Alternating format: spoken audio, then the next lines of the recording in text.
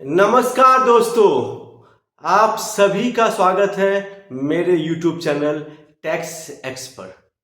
हम लोग बजट 2025 को लेकर एनालाइज कर रहे थे और इसी सीरीज में आज का ये वीडियो मैं आपको बताने वाला हूँ कि नेशनल सेविंग स्कीम जिनके पास था उनके लिए गवर्नमेंट ने क्या टैक्स बेनिफिट लेके आए।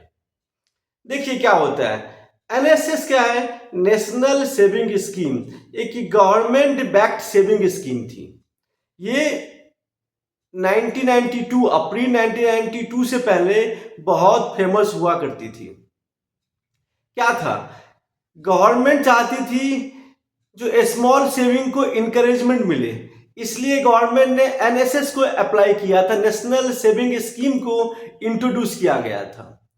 जो कोई भी टैक्स पेयर थे वो नेशनल सेविंग स्कीम में पैसा जमा करते थे और उसका बेनिफिट 80CCA में मिलता था।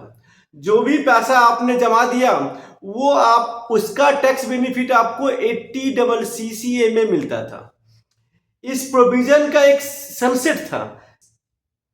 सनसेट क्या होता है कि उसके बाद से ये प्रोविजन एप्लीकेबल नहीं होगा। सनसेट आपका 1 अप्रैल 1992 से था।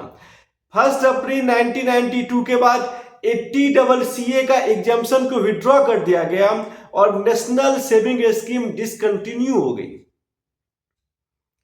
और बदले में बहुत सारे सेविंग स्कीम आ गई, जिसमें आपका एनपीएस आ गया, किसान विकास पत्र और ऐसे बहुत सारे आ गए सेविंग स्कीम्स आ गए, पीपीएफ आ गया, एनएससी आ गया, ये सभी आ गए इस एनएसएस को डिसकंटिन्यू होने के बाद। देखिए मैंने क्या कहा था, इसका सनसेट प्रोविजन कब है? 1 अप्रैल 1992 से।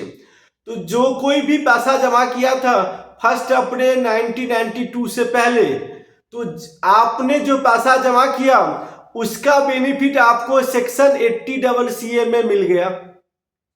गवर्नमेंट इस पर एक इंटरेस्ट भी पे करती थी, 6 to 7% के बीच में गवर्नमेंट एक इंटरेस्ट पे करती थी। अब क्या था कि जब आपने पैसा दिया तब तो आपको 80CCA का बेनिफिट मिल गया। जैसे ही जो डिपॉजिटर है, जो पैसा जमा किया है, जैसे ही पैसे को विड्रॉ करेगा, प्रिंसिपल प्लस इंटरेस्ट, प्रिंसिपल भी विड्रॉ करने पर टैक्स होगा क्योंकि पहले आपको 80CCA का बेनिफिट मिल गया था और इंटरेस्ट तो वैसे भी टैक्सेबल होगा। गवर्नमेंट सेक्शन 194EE को लेके आई थी, जो आपका टीडीएस कटेगा। जैसे ही आप 2500 से अधिक रुपया ड्रॉ करोगे तो 10% का टीडीएस होगा। ठीक है, गवर्नमेंट एक सर्कुलर लेके आई, आई थिंक 1989 में एक सर्कुलर लेके आई। उसमें यह कहा गया कि जो डिपॉजिटर है, यदि उसके जाने के बाद, यदि उसके मरने के बाद जो उसके लीगल हेयर इस पैसे को उठाएंगे तो वो टैक्सेबल नहीं होगा।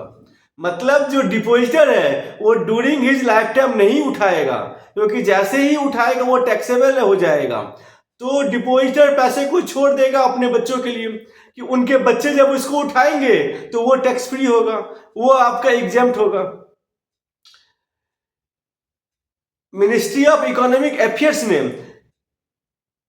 29 अगस्त 2024 को एक सर्कुलर लेके आई, एक नोटिफिकेशन लेके आई और नोटिफिकेशन में यह कहा गया कि जो गवर्नमेंट इंटरेस्ट पे करती थी अब वो इंटरेस्ट देना बंद कर देगी फ्रॉम 1 अक्टूबर 2024 से।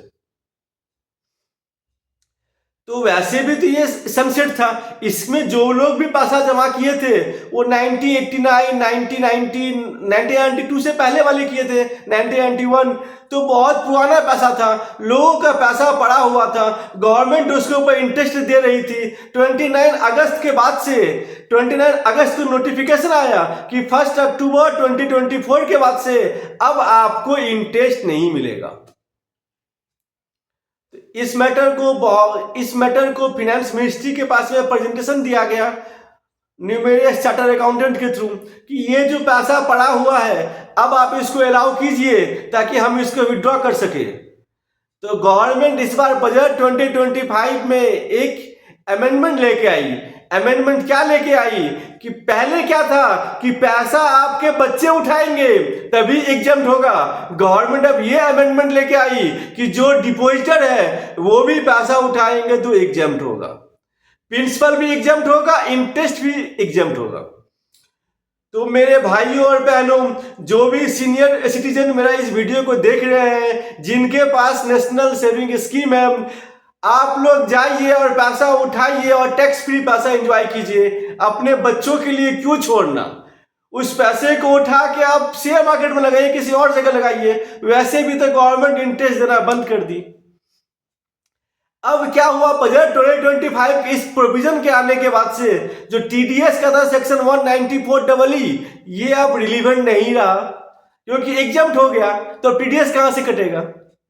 समझ गए? तो बहुत बड़ा बेनिफिट है सीनियर सिटीजन्स के लिए। आप लोग जाइए, पैसा उठाइए और उस पैसे का एंजॉय कीजिए, during your life time enjoy कीजिए। आपका कमाया हुआ पैसा है, आप उठाइए। यदि मेरी अपील आप लोग तक पहुंच गई और आप लोग में से किसी को भी बेनिफिट मिला तो मुझे बहुत खुशी होगी। तो थैंक यू फ्रेंड्स, आज के लिए इतना ही। ये वीडियो आपको कैसा लगा? अच्छा लगा फिर भी कमेंट कीजिए, अच्छा नहीं लगा फिर भी आप कमेंट कीजिए। आपके प्रत्येक कमेंट का स्वागत है। Thank you friends, thank you very much.